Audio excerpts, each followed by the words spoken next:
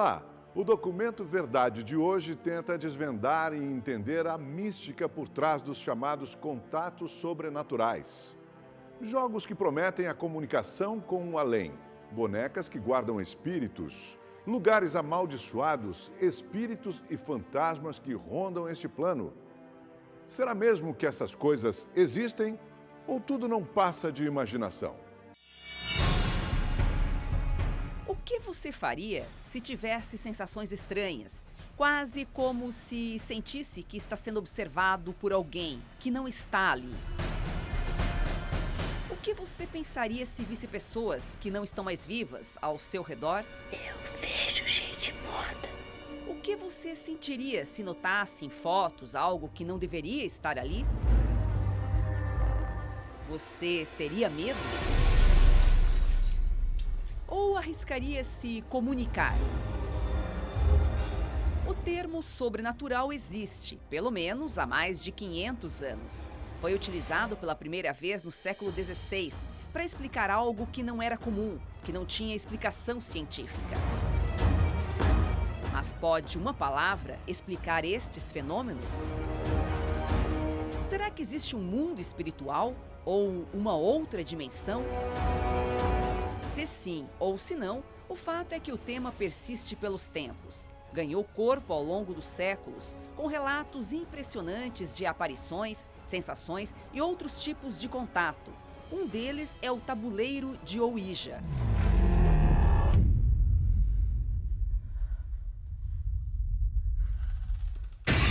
Ninguém sabe ao certo como ele surgiu. Em 1848 se tornou mundialmente conhecido, após duas irmãs, Kate e Margaret Fox, afirmarem que fizeram contato com um homem que havia morrido anos antes ao utilizarem o tabuleiro.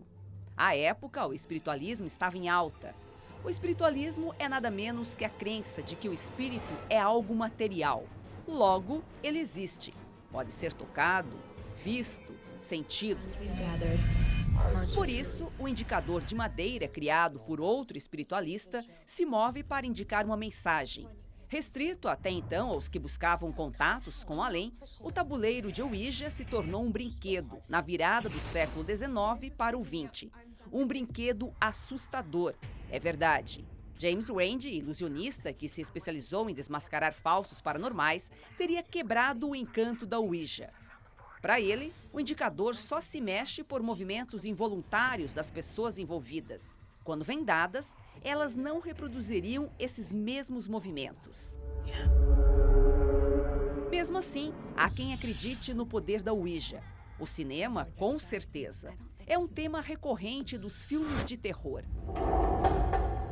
Existem outras histórias de contatos com o sobrenatural. As mais famosas envolvem o casal Ed e Lorraine Warren. Eles eram demonologistas, que, como o nome já diz, estudam demônios. E no caso deles, foram muitos. Entre os 4.000 casos documentados estão tenebrosos acontecimentos como os ocorridos em Amityville, em 1976. Ed e Lorraine foram investigar fenômenos sobrenaturais na casa da família Lutz. O que se viu lá foi a presença de uma entidade maligna e muito poderosa, que os demonologistas demoraram para vencer. Parece roteiro de cinema, né? Pois esse episódio chegou às telonas também. Só nos Estados Unidos, quase metade da população acredita que existam fantasmas. E que sim, é possível se comunicar com eles. Será? Eles chegam, se equipam e a Dona Rosa já sai para fazer o primeiro reconhecimento do local. Usamos câmeras de visão noturna, câmeras térmicas, né, medidores de campo eletromagnético, termômetros, microfones parabólicos, né, que amplificam o sinal. Né, e nós já gravamos várias vozes, várias imagens, né, de fantasmas, de espíritos nos lugares que a gente investigou. Esse mede no máximo 2 palmos na frente. Se a temperatura cai muito, é espírito. Quando ela sobe violento, vamos dizer, nós estamos com 20, ela vai para 25, 30 é fantasma. Se ela cai da temperatura natural, menos 10, menos 5, são energias de espíritos. João e Rosa são caça-fantasmas e bastante famosos na internet. No canal deles, mais de 200 mil pessoas buscam entender o mundo sobrenatural com vídeos de pesquisas e intervenções da dupla. Estamos em Itatiba, interior de São Paulo.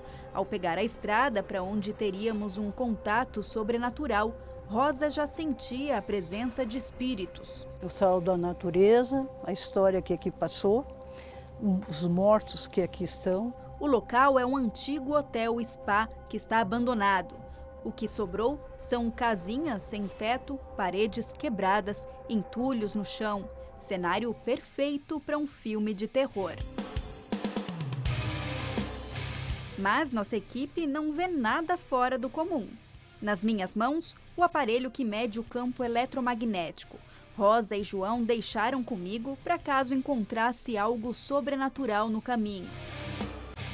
O ponteiro mexeria e faria barulho, mas acho que quem quer que estivesse ali não queria muito papo comigo. Já no escuro da noite, passamos por alguns ambientes que pareciam ser quartos ou salas de massagem. Então aqui nada Consta. Nada sobrenatural, marca aqui. Nada sobrenatural. Ó, 16 graus. 15, 14, fora tem. Salve, amigos. Pode vir. Tá todo mundo amiguinho, tá? Lá fora pode ter alguma presença. Sim, já marcou a presença. Aqui não, fora sim. Saímos e fomos até outro quarto. A temperatura estava normal. A única coisa que vimos foram alguns morcegos. Esse aparelho aqui tocou. Tocou e ele confirmou, é verdade. O que tu tá sentindo é verdade. Salve. O que significa? É verdade o que está acontecendo aqui, que eu falei para vocês. O aparelho só confirma. Ele não... Mas o que ele identificou? Eu identifiquei o dono morto e disse que aqui não tem energias. Aqui tem a sensação do desprezo, do abandono, do que o morto deixou organizado em vida e agora está sentindo esse desprezo, esse abandono. A senhora falou isso para ele? Falei e tocou o aparelho confirmando. 2 vezes, um aqui e outro aqui. E se ele quer se comunicar, como é que a senhora percebe isso? Além dos aparelhos, telepaticamente. Ele ainda não falou como com a senhora? Falou. Falou no sentido, quando eu disse, aqui está as pessoas que deixaram ele inteiro, o dono que morreu, está sendo, o que ficou aqui foi o desprezo e o abandono. E ele disse, é verdade. E o é verdade, a energia telepática tocou aqui, tocou na minha mente, na leitura e no aparelho. Como não vi nada, questiono Rosa. Por que é diferente o fantasma do espírito? O fantasma todo mundo vê. Tu pode estar aqui conversando com a gente, tu vira as costas, quando tu olha, não tem mais fantasma. Então o fantasma é quando, por exemplo, eu percebo um vulto. Isso, um espírito, uma energia. Porque às vezes o vulto não é um espírito nem um fantasma. Pode ser a tua própria energia ou as energias que ficaram impregnadas no ambiente. Mas o fantasma eu consigo ver. Todo mundo vê. O espírito não, só com a tua percepção. Você pode ter arrepio, mal-estar, ouvir. Daí você vai ver as suas capacidades para traduzir. E quando eu vejo o fantasma, o que eu vejo exatamente? Tu vê uma pessoa. Nitidamente. Nitidamente. E a pessoa desaparece. Está confirmando aqui, temos que ficar mais um pouquinho, eu estou com o aparelho de novo. Mas eu não ouvi novamente o toque. Seria ele de novo? Ele de novo confirmando, ele não é fantasma, ele é um espírito. Ninguém o vê materializado. Quer dizer, ele... O dono do hotel está aqui. Está aqui conversando conosco. Não é, meu amado? É muito triste ver o que você lutou a vida toda nesse estado. Eu concordo. Neste momento, Rosa fala como se estivesse conversando com o tal espírito. Está acompanhando a gente. A senhora sente? Além de sentir, eu vejo, né? A senhora vê ele? Claro. Mas ele não é um espírito? Espírito tem forma de ser humano. Ele leva a sua forma. E a senhora consegue ver? Eu consigo ver. O fantasma todos nós conseguimos. Ju, vai na frente. O espírito, algumas pessoas. Espíritos, quem tem o sensitivo, o intuitivo. Mas tá muito ruim de pisar aqui. Continuamos caminhando. No meio da trilha, avistamos o que parecia ser um corpo pendurado de ponta cabeça numa árvore.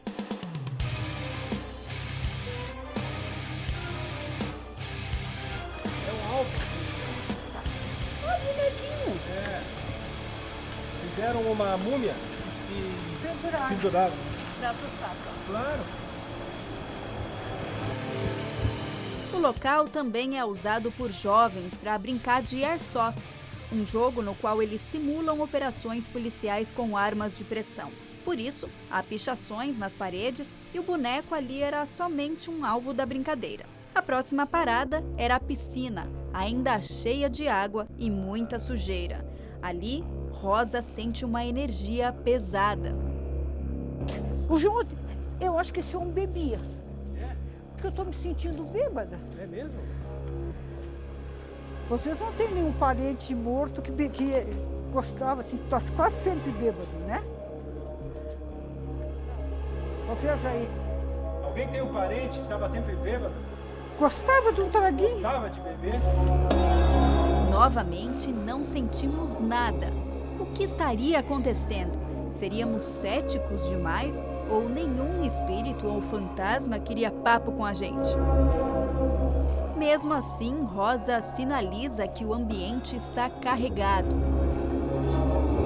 Então vamos sair daqui? Eu não vou ficar aqui. Hã? Não tá se sentindo bem aqui? Não, tô. Vamos dar a mão. Eu não bebo nada. Ah, faz sentido. Isso. Bom, então o pessoal tomava uma das bebidas todas. Vamos entrar lá. Pode até ser alguém Que vinha e bebia muito. vinha beber aqui, né? Tem um detalhe, o aparelho tocou muito violento aqui agora. O que indica isso? Confirmo que eu disse que alguém que bebia muito e absorvia aquela energia. Pode ser Seria o dono do hotel ou não? Não, é alguém outra que. pessoa. Outra pessoa. É que ficou impregnada no ambiente. E essa pessoa, ela quer se comunicar com Não, foi só a sensação do momento. Como que ele era? Era um homem baixo, forte. Já vamos sair daqui. Tá baixando a pressão, Rosa? Tá. Olha como tu tá suando. Deixa aqui os pés dela. Segura bem aqui, ó. Segura bem. Tô bem. Sem entender o que está acontecendo, nossa equipe ampara a Rosa. Recuperada do mal-estar, ela conta que conversou com o espírito do dono do local. O marido grava tudo. Quando ele morreu, no final eu já não estava muito satisfeito com a organização e o gerenciamento e a postura dos funcionários. Então ele levou, e depois que morreu ele continuou vendo isso. Então é a mesma coisa, eu quero falar, eu tenho que desabafar. Não é que ele é uma alma penada, ele levou tudo e vibrou tudo isso, toda a queda do império dele. O que ele precisa para ele ir embora? Desabafar como ele desabafou. Agora vai em paz. A senhora acha que agora ele vai embora? Acho não, meu filho, eu tenho certeza, não foi por isso que eu caí dessa forma aqui. Eu absorvi eu trouxe para mim tudo que ele levou de ruim. A energia do desespero, da doença, da frustração, do declínio que ele viu isso aqui ter. Então, sabe, quando alguém te agarra e te aperta, não fica marca? Fica. Foi isso que ele direcionou tanto a energia para mim que ficou impregnada no meu corpo. Ele indo embora também, a senhora fica bem? Já estou bem, sem problema. Foi um momento energético. Depois disso, tivemos que interromper as gravações por alguns momentos até que o casal caça-fantasmas pudesse continuar a jornada. Eles desceram a estrada de carro. Segundo Rosa, o espírito do dono do local precisava apenas de alguém para ouvi-lo e que agora está livre. Para ele se liberar, não importa o nome que se dá para o céu, para o cosmos, para o infinito, ele tinha que deixar tudo aqui na Terra. E ele teve confiança de deixar tudo comigo, porque eu não ia fazer o mal. Entendeu? Sim. Ainda faltava uma casa para os caça-fantasmas visitarem ali, mas Rosa não quis ficar. Se vocês quiserem ficar um pouco, a gente senta ali na fora e deixa eles vir, porque aqui está muito, muito. Fica. Por isso que eu disse, o homem disse, não vai que está perigoso ali, aquelas tábuas caídas ali, eu não vi tábua nenhuma. Está nos acompanhando, Márcia? Ah, sim, né, João? Agora ele vai ficar ficar nos protegendo, né? Pelo jeito, o espírito que Rosa afirmou que ia embora nos acompanhou até o fim das gravações, mesmo sem nossa equipe sentir qualquer presença.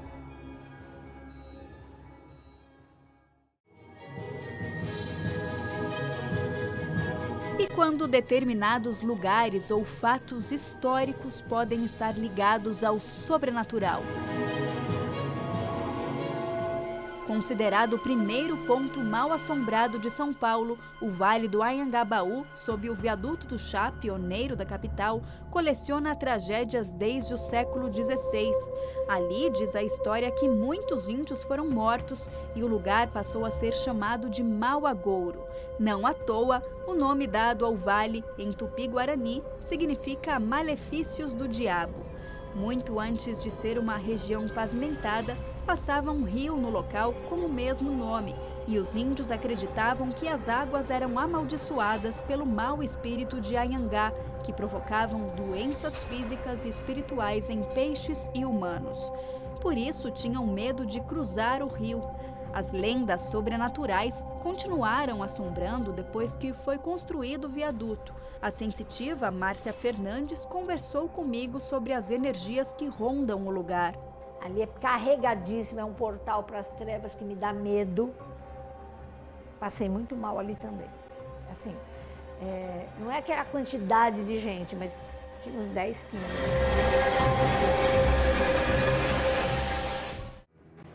1º de fevereiro de 1974, um incêndio toma conta de um edifício de 25 andares inteiro, deixa mais de 180 pessoas mortas e cerca de 300 feridas. Um curto-circuito no 12º andar provocou a tragédia. Em 4 horas de fogo, as cenas são impressionantes. Com medo, muitos se jogam do prédio e a maioria morre queimada. Essa é a história que marcou o edifício Joelma, também no centro de São Paulo. É uma história muito triste, né? Cada vez que passa, que conta, que passa pela televisão que a gente vê, né, dói o coração, porque são vidas, né? São pessoas boas que moravam aí, trabalhavam também. Você acredita que as almas continuam por aqui, os espíritos? Eu acredito. Durante o incêndio, 13 pessoas ficaram presas no elevador. Morreram carbonizadas. Não foi possível nem fazer a identificação delas, porque na época não existia exame de DNA. O caso ficou conhecido como o Mistério das 13 Almas. Os restos foram sepultados lado a lado e há relatos de gritos vindos dos túmulos. Os gemidos teriam parado ao derramar água sobre eles. No prédio, fenômenos estranhos acontecem, segundo funcionários que preferem não se identificar, como luzes que acendem sozinhas, portas que abrem e fecham, como se os espíritos estivessem realmente ali. Veja bem, a alma, ela não tem matéria, a gente não enxerga. Eu sou vidente, eu enxergo. Mas, muitas vezes, eles pegam dos vivos aquilo que eu disse que é o plasma, pelo umbigo, pela boca, e fabricam. A mão, só dá tempo só de fabricar, de fazer a mão com o ectoplasma do vivo. Ele vai lá, abre a porta e tal. Mais ou menos assim. É materializar, né? Materializar. Só materializa quando tem vivo por perto. Então é tudo normal. E bate, arrebenta, queima a lâmpada, estoura. É terrível. Dizem ainda que num passado mais distante, entre os séculos 18 e 19, o local já foi um pelourinho, palco de execução de escravos e criminosos. o que pode ser um motivo para tanta gente se sentir mal quando passa por ali. Que é evidente diz que vê coisas aí, né? Eu não posso dizer que nunca tive aí, nem de dia, nem de noite, nunca. Eu só vi o incêndio.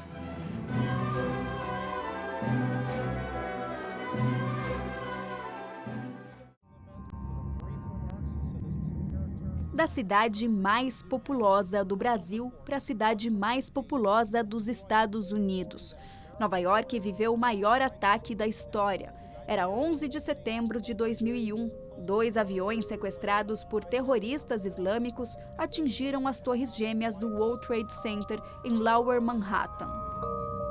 Outras 2 aeronaves atingiram o Pentágono, sede do Departamento de Defesa dos Estados Unidos, próximo a Washington, capital do estado, e uma área rural da Pensilvânia. Ao todo, quase 3.000 pessoas morreram nos ataques. No lugar das torres, foi construído um memorial às vítimas da tragédia, muito visitado por turistas de todo o mundo. Alguns chegam a sentir uma energia carregada. Márcia Fernandes esteve lá recentemente e relatou sua experiência com espíritos. Ainda tem gente aqui, e não é pouca gente não. Márcia conta ainda que sofreu uma queda, possivelmente provocada por um espírito. Eu estava andando num lugar mais liso do que isso aqui, quer dizer, não tinha nada, mas nem um nada. E, de repente, tênis amarrado, né? De repente, pegaram exatamente a minha cabeça e eu bati, no liso, e eu bati a cabeça. Quando eu vi mas a cabeça. E aí eu estava com óculos, que ele entrou dentro de mim. Pra você ter ideia, a coisa foi... E aí eu quebrei a costela em 4 lugares, quebrei esse lado, esse só luxou, e o nariz dos 2 lados. Eu, sinceramente, vou dizer para você, caí daquele jeito, com uma mão na minha cabeça, porque cair, você pode cair no joelho, meu joelho não fez nada. Eu caí assim, é como se alguém pegasse a minha cabeça e esfregasse no chão. Muito triste. Então, assim, é terrível sim o lugar, a gente ora muito, eles fizeram lá, o lugar tá bonito, com água corrente, como se tivesse, para mim é um batismo constante aquilo, mas tem muito sofrimento ali ainda, né? Você começa a ter insônia, você começa a acordar exausta, cansadíssima, porque eles te sugam, eles precisam do teu plasma, ectoplasma, eles não têm. Então, se tem vivo por ali, vai te sugando. Você acorda acabado, você acorda cansado, você briga à toa porque você está cansada. Você vai ter uma série de coisas, efeitos colaterais físicas, inclusive, quando você vai num lugar carregado assim, tipo, cai cabelo. Se você trabalha num lugar desse, queda de cabelo, dorme mal, e dói as costas, principalmente as costas, dói as pernas. É bem ruim, não é coisinha, não é fácil não, você entrar num lugar desse e conviver com isso. E você, tem medo do sobrenatural?